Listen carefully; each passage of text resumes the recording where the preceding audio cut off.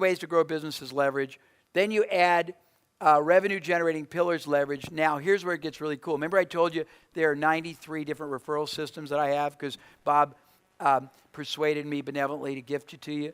Well, in each of these pillars, we've found, because we've studied 450 different industries, there are between 40 and 150 different applications to each one of them. You can literally, and this is not necessarily in the next 101 days, but in your long-term activities, you can actually create a sub-pillar for each of these.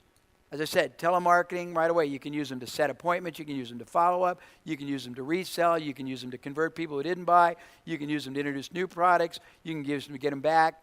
Referral generating systems, you can have 8, 10, you're not going to be able to use all 93, but 8 or 10 different ways to do this for people where each of these are going to bring revenue in. So this is really, again, it's hard for me because normally I would do this in about a day, but that's the key to really making your business to soar. And the good news is, how many of you guys already know real estate? All of you? Well, in commercial real estate, do you understand what highest and best use theory is? Okay, it's very simple. If across the street from this hotel there was a vacant 2-acre, just ugly lot, and on it was a teeny tiny 400 square foot 2-bedroom house, and it was for sale, and I wanted to buy it, and I wanted to know what it was worth, and I got a commercial appraiser, because this is a commercial area, to look at that. He or she wouldn't tell me what a 500 square foot 2-bedroom house in the general neighborhood was worth. He would look at converting that land to its highest and best use, whether it be a hotel, a shopping center, a restaurant, and that would be the basis for valuing. So translate that same attitude in your business growth philosophy. You want to create the highest and best use result-generating marketing activities, and you want to put it all together into a master strategy, and your strategy's got to start with the end in mind. And you can't start with the end in mind till you realize the concept of back-ending, because it costs you so much effort, time, and expense to bring a buyer on. It costs you very much nothing to keep selling them over and over again. And I want to draw a really clear analogy to a lot of you. There are a number of you, when I was looking through your ads, and Bob knows this, who have a book. How many of you have a book for sale? Okay. Well, I thought there were more, but a lot of people sell a book. And the book is $19 or $10 or $28, and that's all they've got. And they'll come to me and they'll say, well, I'm frustrated. I'm only selling, 400 books a month on my website or whatever. And I'll say, yeah, but do you understand that book is a lead for a back end? And they'll say, well, I have nothing else to sell. And I'll say, but somebody does. You sell a book on organization. Somebody's here, and that's all you do. Well, there's like 30 additional extensions of that are the logical progression that a buyer of that book might be interested in, from coaching, consulting, closet repairing, on-site, a system. And all of you who are limited in your thinking about a singular item, a product or a service, need to extend your thoughts to add to it a perpetual series of back-end offers, a sequential series of back-end offers, and you don't have to be the one that makes it, because you can find on the internet hundreds or thousands or tens of thousands of people, not unlike those of you who are startups, who've spent all their time, all their effort creating something you don't know how to sell, and you can gain functional control of it and 90% or 80% of the profit just by knowing how to negotiate it. And hopefully in the time that I have remaining with you, we can go through that. Now, Bob walked away for a minute, I think, but was that clear, Pat? Anybody before I go on? Bob wanted me to give you a very short course, foundational education, and it's a disservice to both my methodology and to you guys, but at least you'll have a basis. I'm very ruthless about demanding the highest and best yield and not letting anybody be tactical, when by shifting your attitude, you can make the same effort, the same time, the same opportunity, produce many times more yield today, but an incredibly multiplied, repetitive or sustaining or residual yield ongoing in the future. And that's got to be your target, and it's much easier than you think. So before I go on, any questions? Okay. Bob, I know you were out for a minute, but did you have any, because I'm getting ready now to get individualized. I said a real down and dirty. Did it make sense what I said to you? Let's have a yes on that. Yeah, I just want to make sure. Okay, cool. Okay. So now, what you ought to know is what Jay is, as he said at the very beginning, he's trying to get you to strategically think about how you build your business. Yeah, you can make money in 72 hours. Whoop-de-doo. Okay, you sold one of my tape sets. Big frickin' deal. How do you sell 10,000 of them? How do you sell 100,000 of them? How do you get those people to keep coming back and back and back? See, if you want to make $1 million, if I don't know if anybody in this room might make $1 million in the next 101 days, that'd be a stretch, let me tell you. But if they did it, they'd have to do what he's talking about now. Move your mic. It's a little closer to your mouth. So so he's laid a foundation for you about what we call the Power Parthenon, and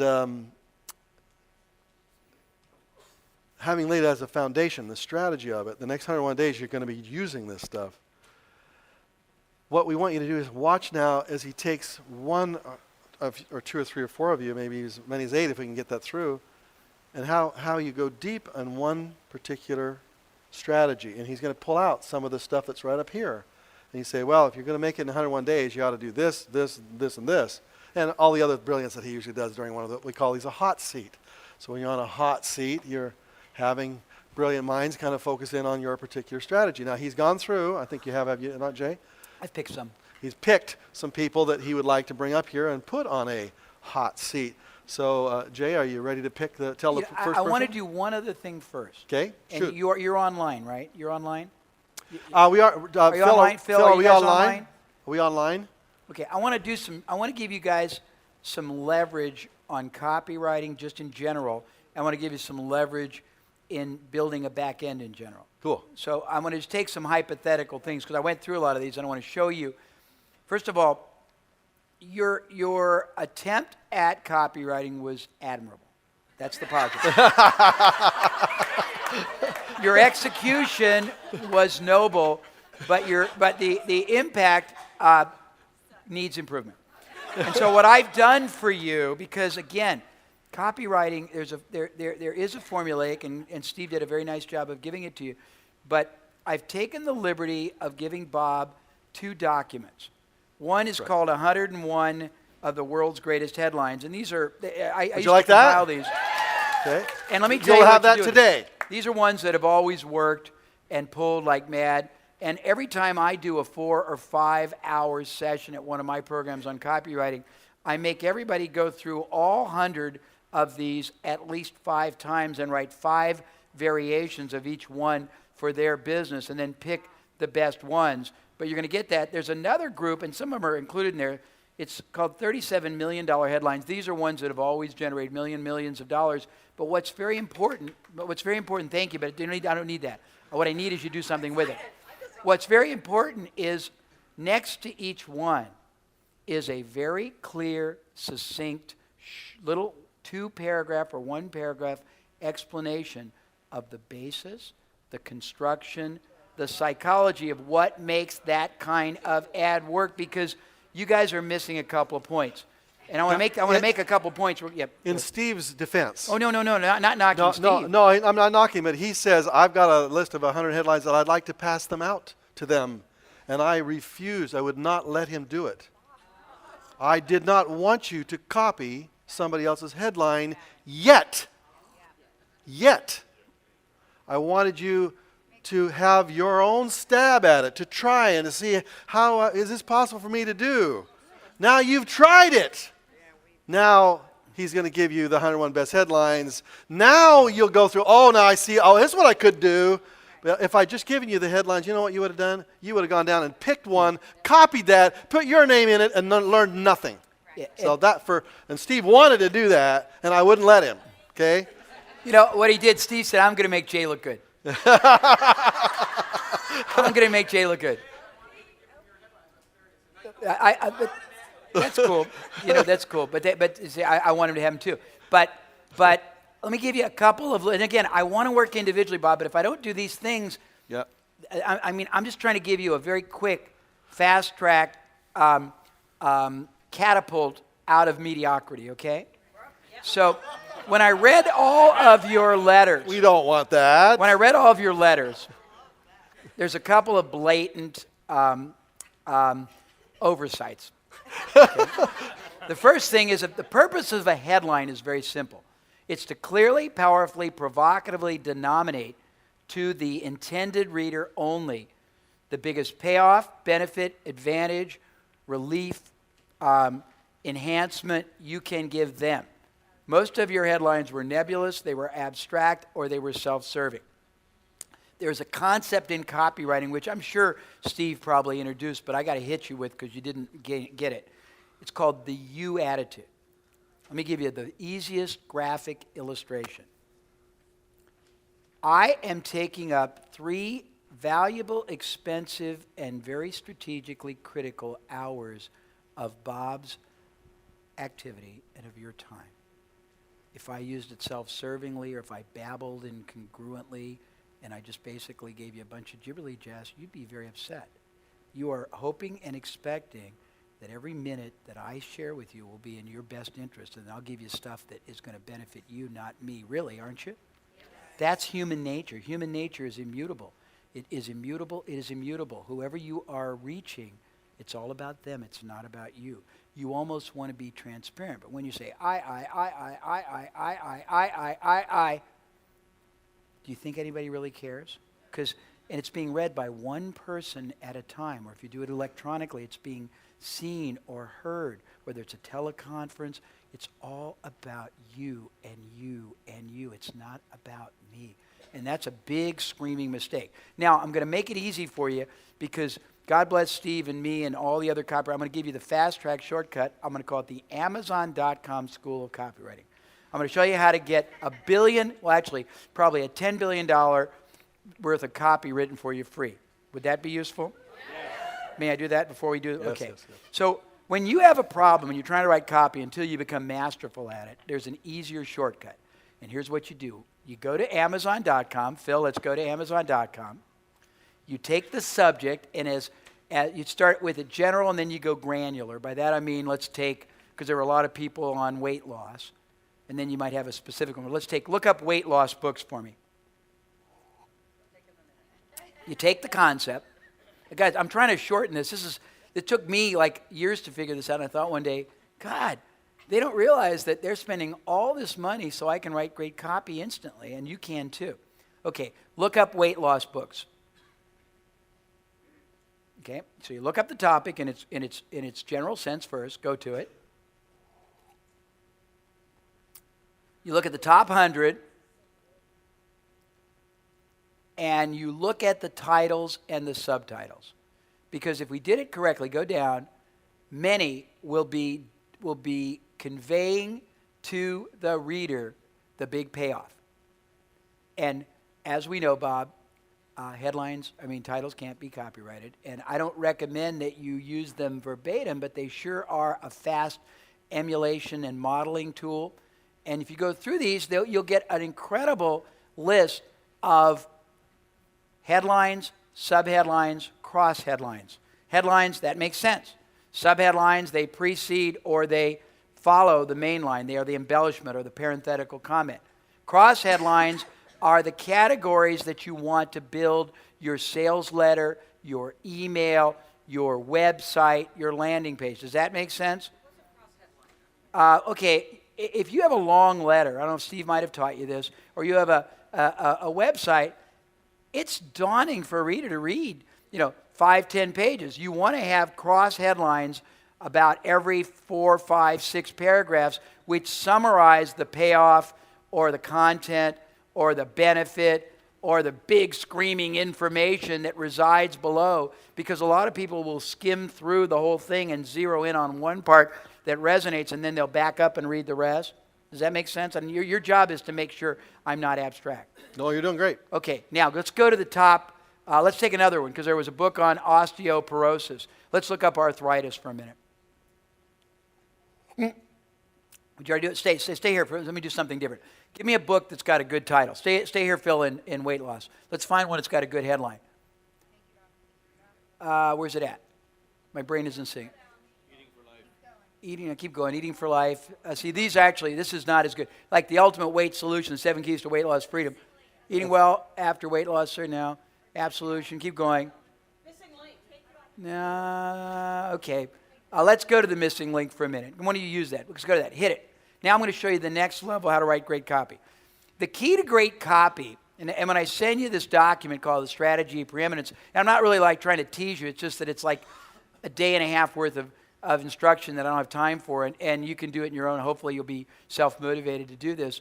The key to writing great copy, Bob and I were talking about the key to making great presentations, the key to being a great salesman or woman, the key to writing great emails, the key to amassing and sustaining a fortune is empathy. It's having such a heartfelt need for, understanding, appreciation, and need to help fulfill a problem, an opportunity. Can somebody turn it off because it diverts me? That the intended prospect has, and your ability to put it into very finite and clarified words that they've never thought about. And in the beginning, even though you might have that need, most of you, as I said, are so internally focused, the I attitude instead of the me, that a shortcut to mastering it and to writing great copy and to creating all the components that you'll build into the body of your letter. And I think Steve gave you there's a lot of formulaic approaches, and I also have a document on that I can give you too that's got like every formula, and they're all very overlapping, but you can look at it. Would you like that? Yeah, okay, you just got to remind me when I get back. I'll find it for you Monday. Is to go then to the reviews. Now go to the reviews. Now, this is so cool. There's two kinds of reviews. Scroll down to the bottom there, Phil, so we can see below that down there. There you go. Now, first thing is the editorial review, which is oftentimes, if it's a popular book, pretty good copy in its own right, with verbiage you can borrow very generously from. But I'm talking about the reader reviews. So go to some reader reviews. And if there's none here, find a book that has it, or I won't make the point. Yeah. There are two categories. Scroll down a little further, Phil. Is there any more down there? Is there? One of your greatest. Yeah, there you go. There's it. One of your greatest allies in life is going to be polarization. And Bob may disagree, but years ago somebody said something to me that I thought was pretty profound. He said, it's better to be loved or hated than tolerated. He said, unless you like rape somebody's wife or take their first, they're not going to really spend time putting you down. But if they love you, if they adore you, if they get an incredible outcome from you, they're going to tell the world as long as you guide them to do that. And polarization is going to be your greatest ally in writing copy using the Amazon.com School of Business, because there are two decisively different kinds of reviews. They're the ones that love it and the ones that hate it. And if you study NLP, NLC, the psychology of selling, persuasion, influence, motivation, people are trying to get close to something or away from something. They're either being wounded or they're being, salved or whatever the opposite of wounding is. And this is healed. Okay, this is already done for you when you look at the reviews, because when you look at the 10s, the 9s, and the 8s, those are positive. You look at the 3s, the 2s, the 1s, the 0s, those are negative. In the most heartfelt, emotionally spontaneous expression from the you attitude of the you reader, they are up there saying what they loved, what they got out about it, how it fulfilled a need, a problem. They're expressing what they were struggling with. They're giving you all the copy points you want. Does that make sense? Yeah. And it's right there. And Amazon spent billions of dollars, so you can just go there. And when I'm writing copy for a client, I go through the 100 top-selling books in the category. I go through the granular, more specific categories. I write out the headline, the subheadline. I list them. Then I go to the reviews. I put the positives for a bunch of them in the left, including the summary headlines that either Amazon or Amazon's copywriters, because they pay hundreds of thousands of dollars to their copywriters, or the people themselves have used. I put the negative ones in the right, and then I amass them, the things that I'm going to do for you, the things I'm going to eliminate for you. Does that make sense? No, that's so great. Well, it works. Every so time if you've done this last night, you just gone to Amazon.com to fill out the page you wrote, See, he would have picked it. Now, does that make sense? I mean, let's just look so I can show you a demonstration. Go up to the top, Phil, of these reviews. Is that the first one? Yeah. Okay. If you're looking for a book, okay, sorry. If you're looking for a book to tell you exactly what to eat, how much to eat, and when to eat it, you probably don't want this book. But if what you're looking for is same insight on why these fad diets don't work and helping hands supposed to be hands-on, how to get your case. So you could go to that. I'm just giving you an example. So you could go to that, and and I always use a highlighter and just take out the key phrases that are stimulus. So you say a lot of books are strategies tell you, what to eat, how much to eat, but it doesn't work. You need to know, and then you build in. You need to know why it works, and the strategy behind it, and the subconscious mindset. So you would translate that word. Does that make sense? Again, I'm not trying to write brilliant copy. just trying to show you to translate. And you can say after this one, guy says, I read the book just a few days ago and listened to and I find myself eating less. And so you could say after getting this simple, fascinating understanding alone, you will probably within days find yourself eating less and picking healthier foods just because you understand. And you just take that. Does that make sense, Bob? Because I'm trying to be very quick. Yep. This is like killer. This is killer. This is such a good tip. Well, it works. I mean, every client I ever worked for, I used to do what I used to teach, and it would take me weeks. Now I pay somebody a couple $100 and have them go online and do all this, and I got templates, and then I sit down, and every word that I've got is gold. Now, as you get proficient at copywriting, arguably you'll do better, but this is like infallible. This is infallible. So I've just given you a way to make all due respect, poor performing copy great. Instantly. And at the same time, it's psychologically going to transform you because by getting in touch with what people love and what they were frustrated with and what they think it doesn't give them and what they need, you're going to get such an enhanced sense of empathy that you'll be able to express yourself in everything you do. Emails, follow-up, websites, copy, teleconferences, interviews with the media with such a greater sense of true connection and bonding to your market. Does that make sense? Okay, so I've done that. I just want a couple of loose ends, and then we'll get to the interaction. Okay. Before I bring anyone up here, I said something to Bob that I got started with businesses that had no money, had little staff, good products, good vision, no seeming way to manifest that on their own. But we turned one company from $20,000 to $13 million in 18 months. We took another one from $800,000 to $9 million or so in 8 months. We took another one for $300,000 to $500 million in 2 years. And none of those spent a lot of money, but they used a philosophy that I got at least. I want to use the word inculcate. That's too Esoteric. Yeah, I want to install, and forever embed in the deepest recesses of your mind. And that is to find somebody else who's already gone to the effort, the time, the investment, to identify, to acquire, and to build a relationship with the same profile market that you want to reach, and persuade them to either joint venture, endorse, strategically align in some way. And I'm going to give you a couple of examples just because I want to make it clear. And is that all right? I'll give you an example we did last night. Okay. Last night we did a teleconference for 90 minutes. 3 people. Actually, how many people sold a product on that last night? We had 5 people plus Bob Circosta. 6 people were selling a product last night. Where did those names come from? There were 150 people on a conference call last night. 500 people had registered. 150 people show up. That's amazing to me that people are that dependable. But go ahead. Yeah, it's true.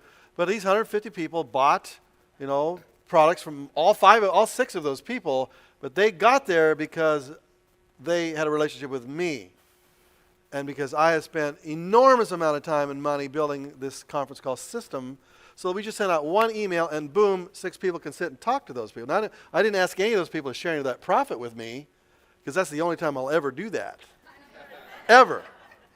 But Jay's trying to tell you is because they did a relationship with me, Yep. that they piggybacked on me, on the work that and all the love that I have with these people.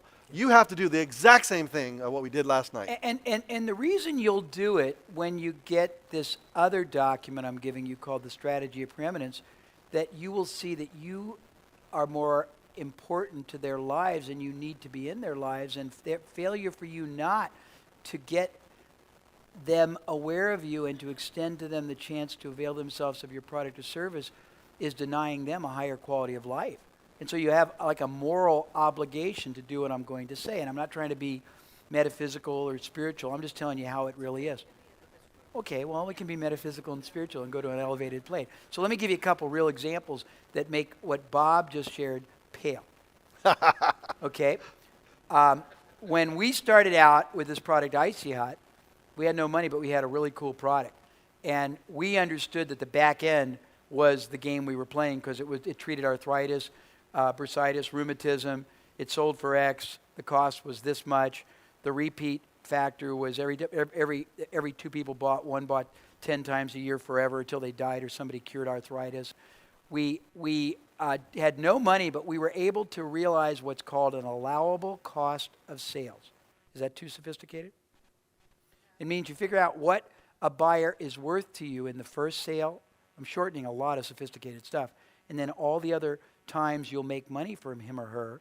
And rather than spending dangerous money on advertising that may or may not work, if you can pay people in direct proportion to the results the effort generates, you're much better off, particularly if you know every time you pay out a modest amount, you're going to get a recurring income over and over and over again for life.